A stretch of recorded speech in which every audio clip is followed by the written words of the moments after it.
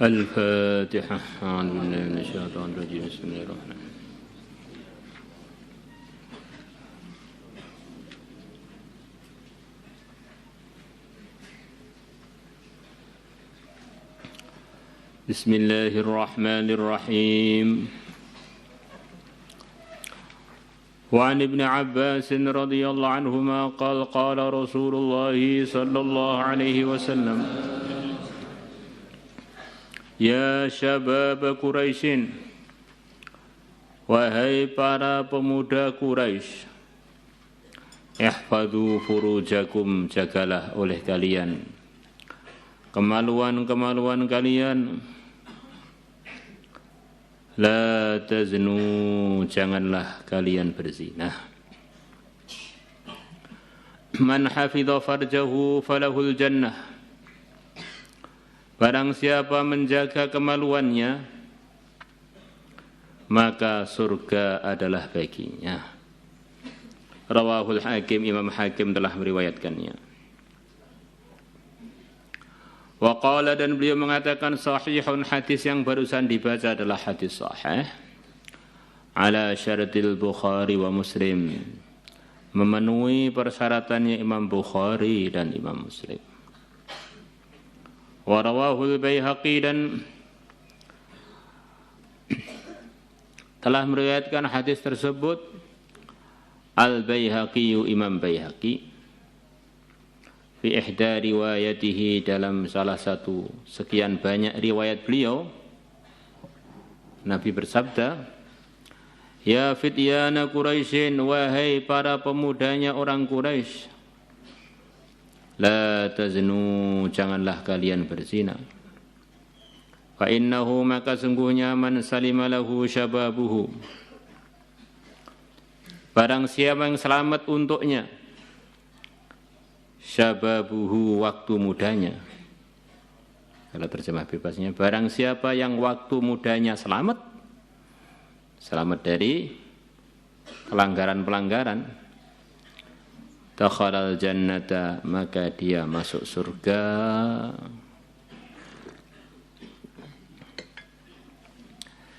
Jadi nanti pada hari kiamat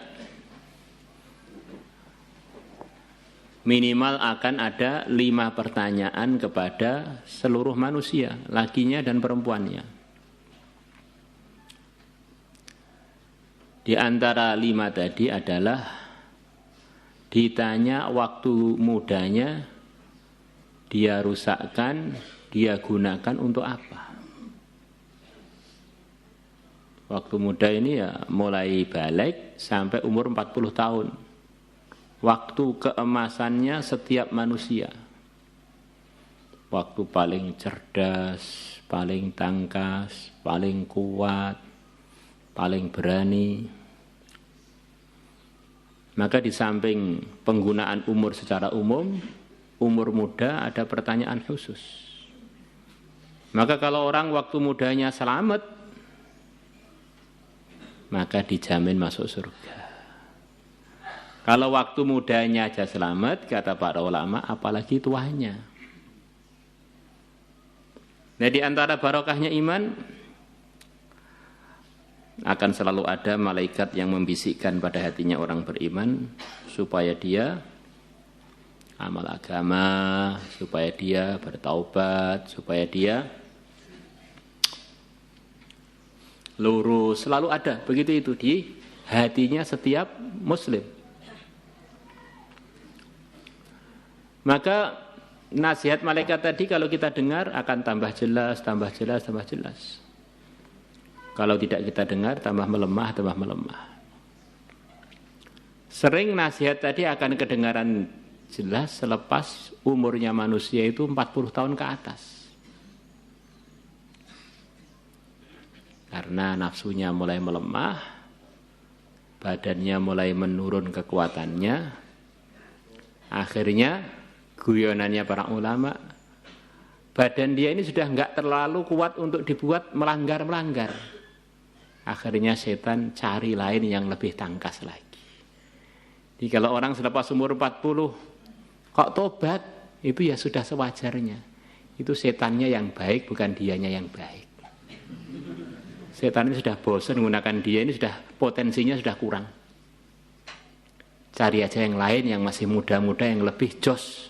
Ini sudah mulai masuk usia renta. Tapi kok masih muda, taat, takwa, memang ini orangnya yang baik ini.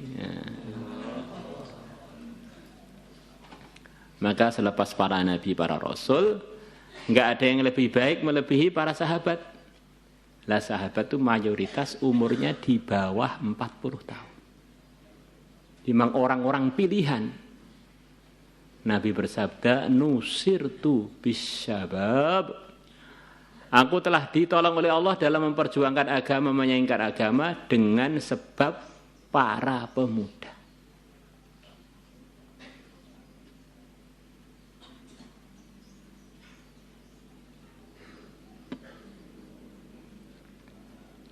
Maka ada sekian banyak jaminan khusus sekaligus pertanggungjawaban khusus mengenai waktu muda itu. Waktu muda ini ya mayoritas yang mendengarkan ngaji ini yang di Al-Fatah orang-orang muda. Maka kok di Al-Fatah tertib harapannya memang orang baik.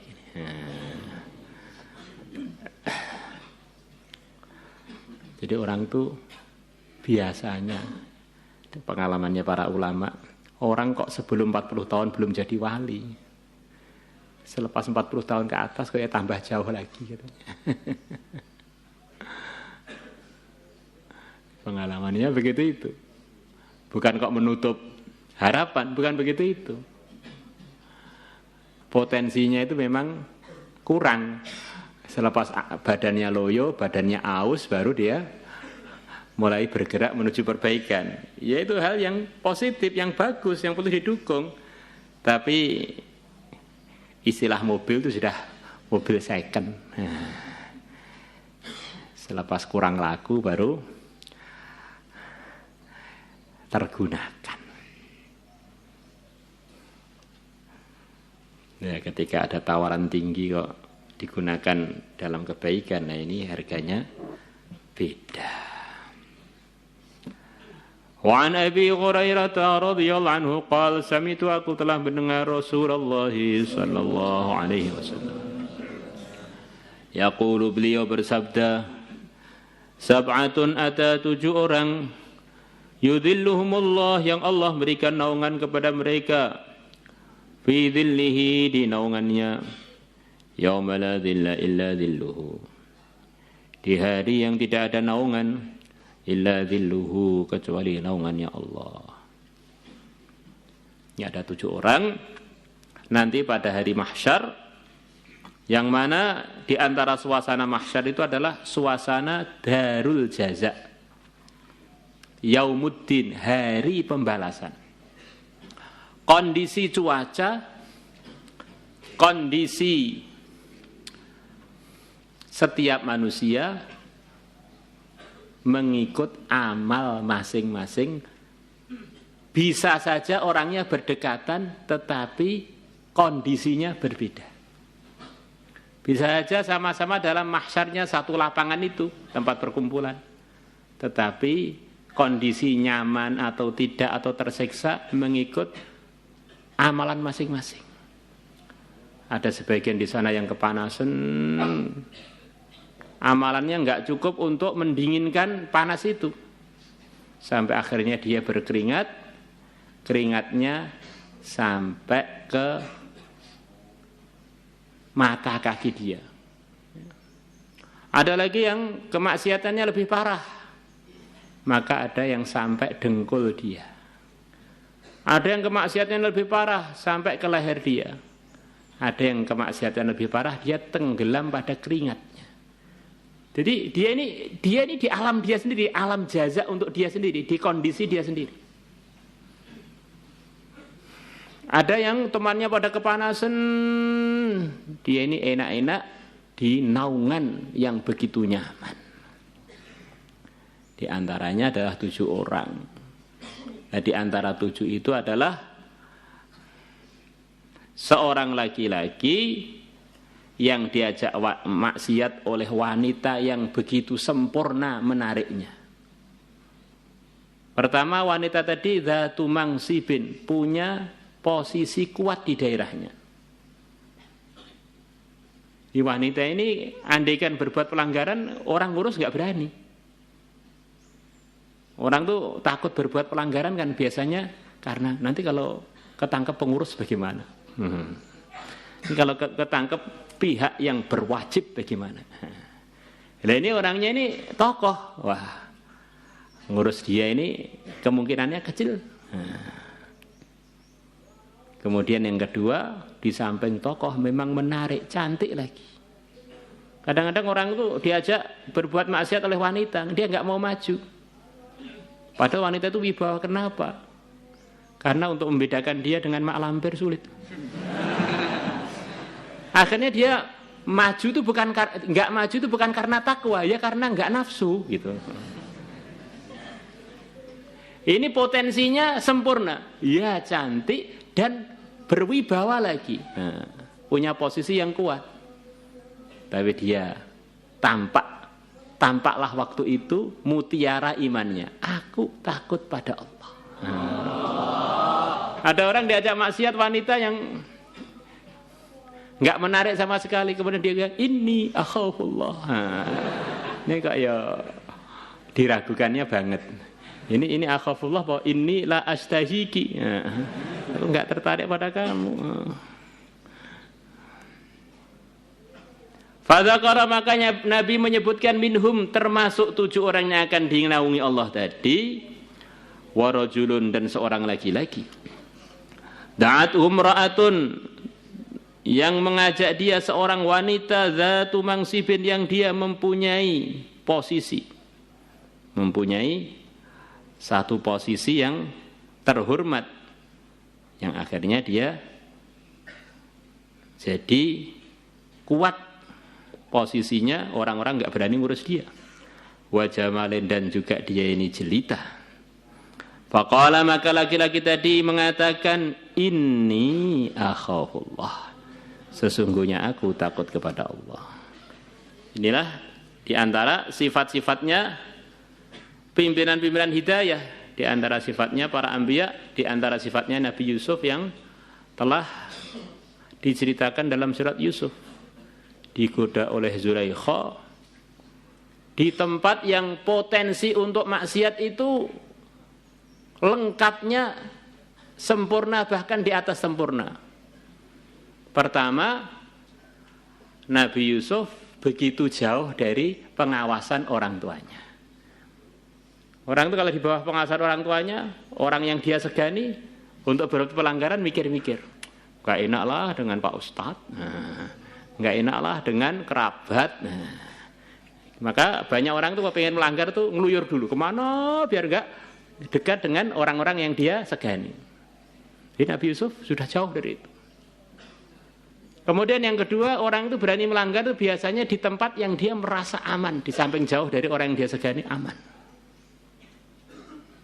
Dan ini Nabi Yusuf di tempat yang benar-benar aman.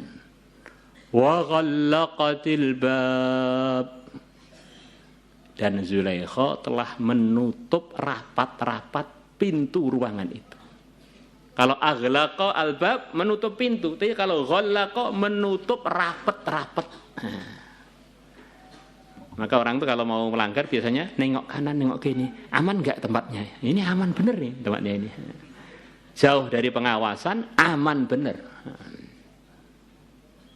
Terus yang menggoda wanita yang jelita sekaligus istrinya penguasa yang paling berkuasa di Mesir waktu itu. Double-double. Nabi Yusuf mengatakan, ma'adzallah, aku berlindung kepada Allah dari pengkhianatan ini, enggak mau saya. Ini jadi pimpinan-pimpinan hidayah itu. Nafsunya diatur oleh imannya. Bukan kebalikannya. Imannya diatur oleh sarungnya. Repot. Maka kita ini di antara maksudnya mondok itu adalah yang terpenting ridhonya Allah. Ridhonya Allah dalam agama. Agama itu nggak akan bisa ketahui tanpa belajar. Dan itu semua akan wujud menguntungkan kita kalau kita praktekkan. Insyaallah. Keburukan-keburukan yang mengganggu ketakwaan kita tinggal kita tolak 3. Kita cerai 3. Ini udah mengganggu konsentrasi, mengganggu peningkatan mutu, mengganggu untuk jadi orang-orang yang dapat jaminan-jaminan yang telah disebutkan sebagian barusan tadi. Maulaya salli wa sallim daiman abada ala habibika khairil khalqi kullihim huwal habibul ladzi turja syafa'atuhu li kulli haulin minal ahwali muhtahimi ya rabbi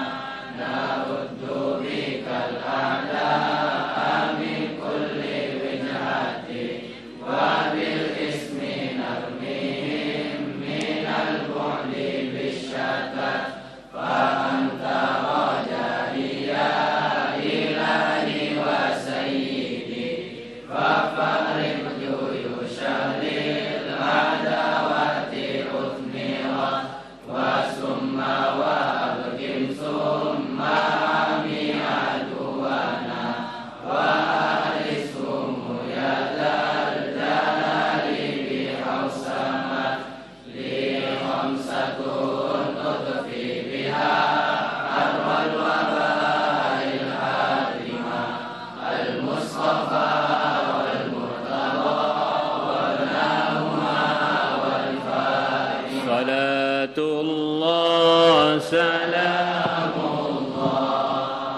ala taha rasulillah. Salatullah salamullah ala yasin habibillah. Tawassalna bismillah wa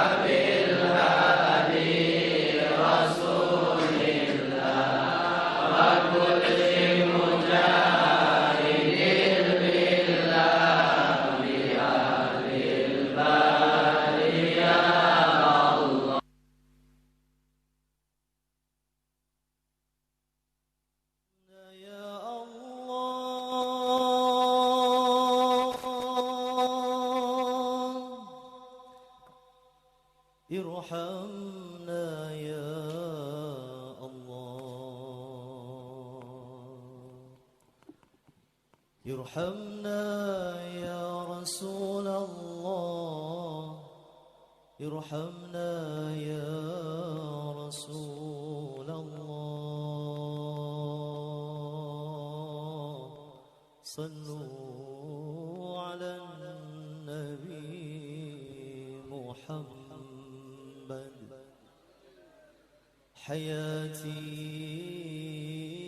خير لكم ومماتي خير لكم تعرض علي أعمالكم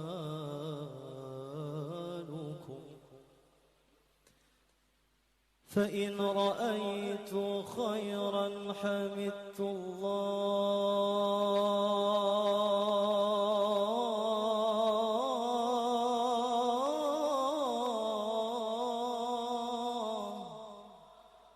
وإن رأيت غير ذلك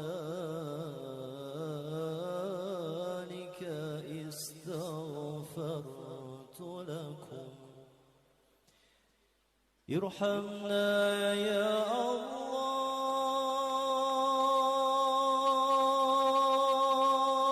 الله ارحمنا يا الله ارحمنا يا رسول الله